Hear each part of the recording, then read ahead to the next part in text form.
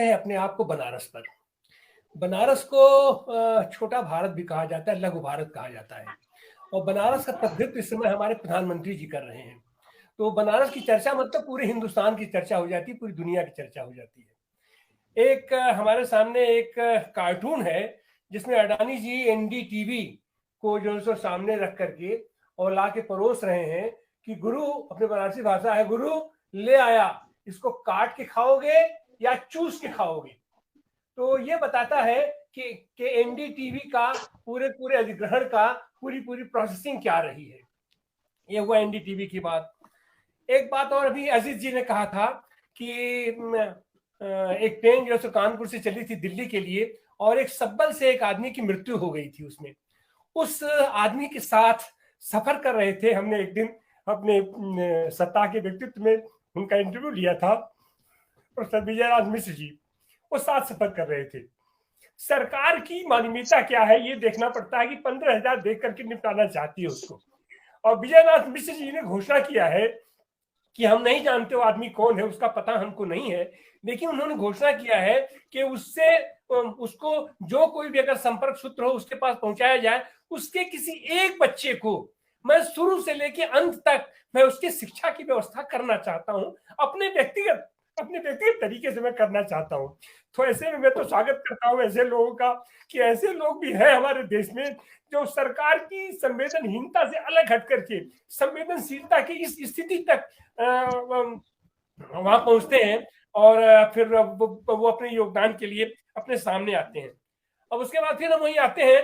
अभी हम लोगों ने विकलांग दिवस मनाया है और हमने भी कार्यक्रम किया और कल हमने खास करके विकलांगों की सेवा में समर्पित जो हमारे बनारस की एक संस्था है, किरण संस्था है, हमने किरण संस्था के एक साथी राजेंद्र राय जी से हमने कल इंटरव्यू किया था और विस्तार से हमने रखा। उसी संदर्भ में हमने देखा अभी एक समाचार हमारे सामने है, गुजरात से समाचार है।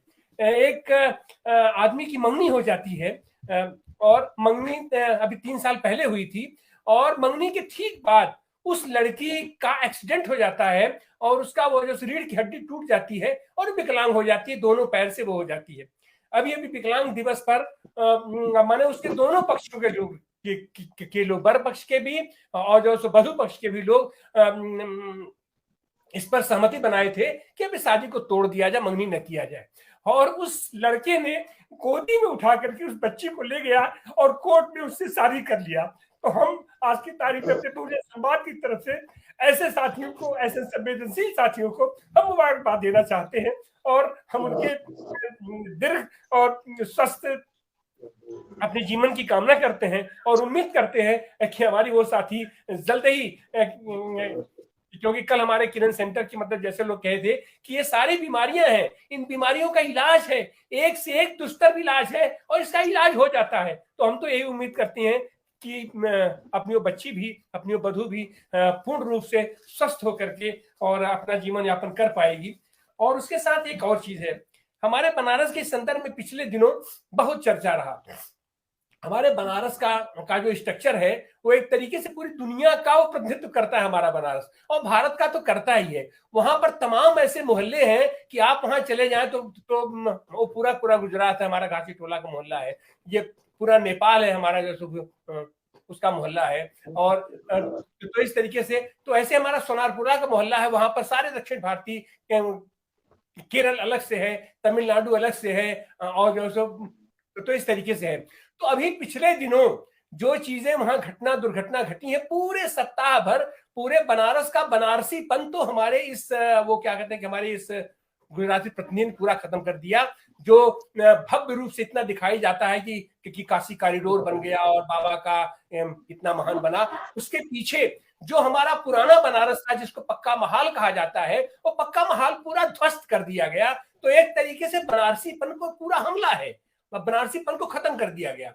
और पिछले सप्ताह भर जिस तरीके से वहां पर तमिल संगम के नाम पर साउथ इंडिया से सारे लोगों को वहां ला करके और एक तरीके से उसका प्रदर्शन किया गया। और फिर वही अपना आइकॉन चुनने की बात है, सुब्रमण्यम भारती बहुत ही प्रगतिशील साहित्यकार है और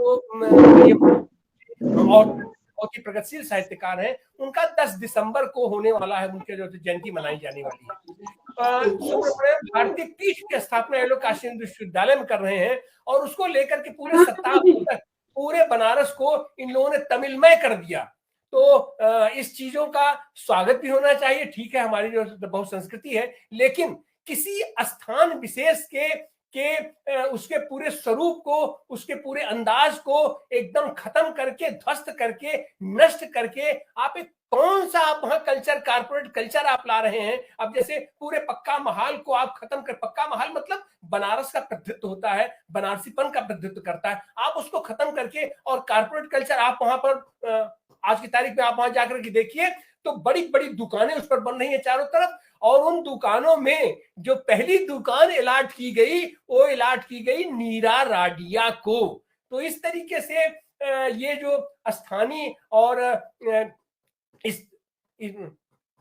इस कल्चर को खत्म करते हुए कारपोरेट कल्चर को वो जो सामने लाने की बात हो रही है, इसका भी हमारा बहुजन संवाद इसका गहरा प्रतिवाद करता है। और साथ ही हमारी बात रखेंगे। बहुत बहुत धन्यवाद।